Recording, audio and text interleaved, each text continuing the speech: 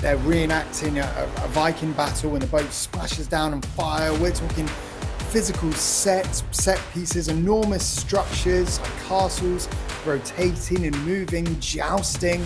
This isn't just some sort of Renaissance fair. This is enormous stunt spectaculars. This is the Theme Park Loopy Podcast. Puy Du Fou. How do I pronounce it? Puy Du Fou. Puy Du Fou. Puy Du Fou. Puy Du Fou. It's P-U-Y. So listen, I did GCSE French for like a month. So I believe that's Puy Du Fou, something like that. Puy Du Fou. So this is going to be an immersive, do we call it a theme park? It's an immersive entertainment complex. I don't know how to describe it. It's a park which is immersive that mainly leans into entertainment. I don't know. We did talk about this a couple of months ago, but do you want to give the listeners a bit of background? Because obviously there's one in France, isn't there? And I think there's another one in Germany, maybe. So do you want to give a bit of background, just explain what this is and why this is relevant to people in the UK as well? Okay, so Puy Du Fou, that brand is an independent run company, and why they're so incredible is because what these parks do, the main one being in France, the second one not being in Germany, Ryan, it's actually in Spain, but it's close enough. Mainland Europe. It's very, very exciting. It's in Europe. I got close enough. It's there. I believed you in Germany. You know, I'm sure you could still get your bratwurst there. You know, your currywurst. You know, it's all there. But no, what these parks are, they're incredible. They are entertainment-focused theme parks. Now, they've got no rides in, / France, I think, has one carousel. But they're really, as Ryan said, entertainment-focused. So they have multiple shows, huge stunt shows, thousands of seats per show, hundreds and thousands. And we're talking everywhere from, you know, a Viking stunt show where they're reenacting a Viking battle and the boat splashes down on fire. We're talking physical set pieces, enormous structures like castles rotating and moving, jousting. This isn't just some sort of Renaissance fair. This is enormous stunt spectaculars over and over and over.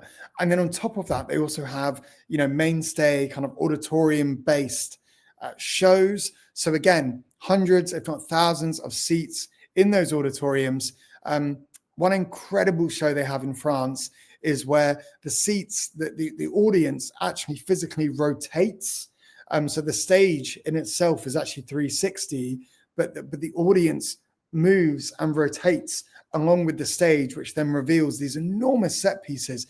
We're talking horse-drawn carriages, gunfires, battle scenes, just fire, every kind of mega effect. Think Waterworld from Universal, if you're familiar, but in a historical sense and just tenfold with the special effects. So what this is really unlike anything we've seen before in the UK.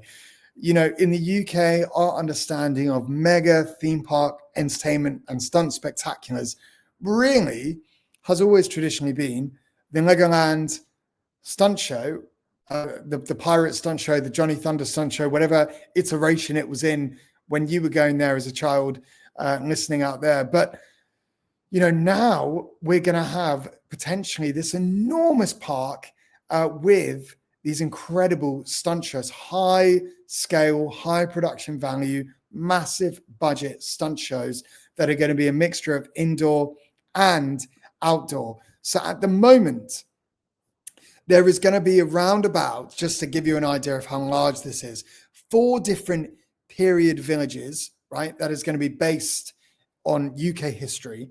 This is all going to be, the park itself is going to be in Oxfordshire. So it's going to be basically near Bicester. If you know Bicester Village, anyone not from the UK, Bicester Village is famous because it has a massive outlet shopping centre there with loads of discounted stores and things, designer brands. And it's going to be an enormous site there with 4 period villages. that are covering main points of history. So again, from speculation, I would imagine we would get Tudor.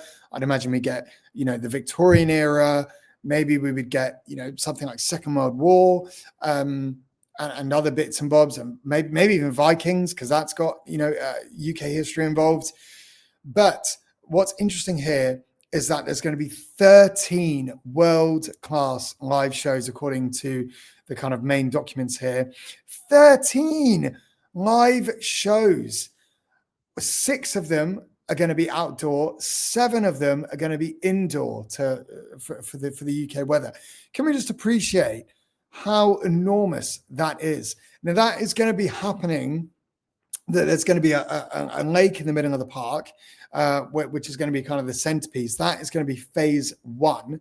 And then the various villages are going to appear in phases over the course of 10 years, right? So it's going to be a total of 8 separate phases over the course of 10 years. And they've said here, depending on visitor number growth. So I would imagine in the first year, maybe we could see a few phases, maybe like phase 1, phase 2, phase 3. And then it will slowly grow, as the website says, over time. Now, there is also going to be 3 on-site hotels. That, again, is huge in itself. And those hotels are going to be operational during the main season, which is April to October. Now, what I will say is that this is not going to be a year-round park, due to the fact that a lot of the shows are outside and obviously inside.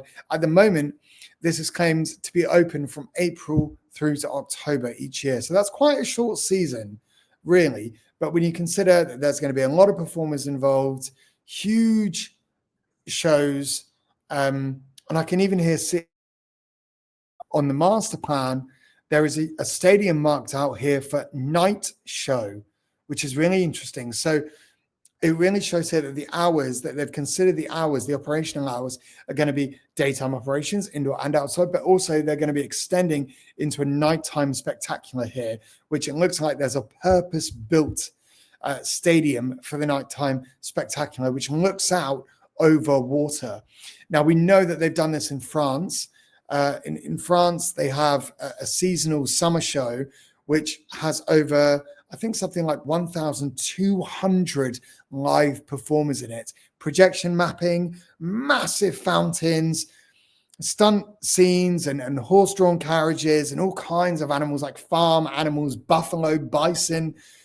It's incredible. So if we're going to see that level of masterful shows and craftsmanship within our park, we've got something incredibly special that's going to be coming to our shores.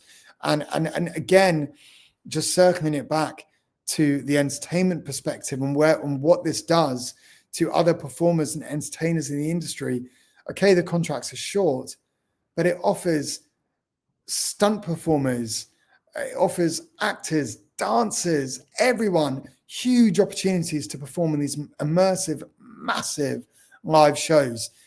Even if anyone is more into kind of promenade theatre, so when we're thinking like Dungeons, if we're thinking London Bridge Experience, if we're thinking War of the Worlds, if we're thinking any other kind of I can think of any more, any other immersive promenade theatre, and there's loads of them happening in central London at the moment.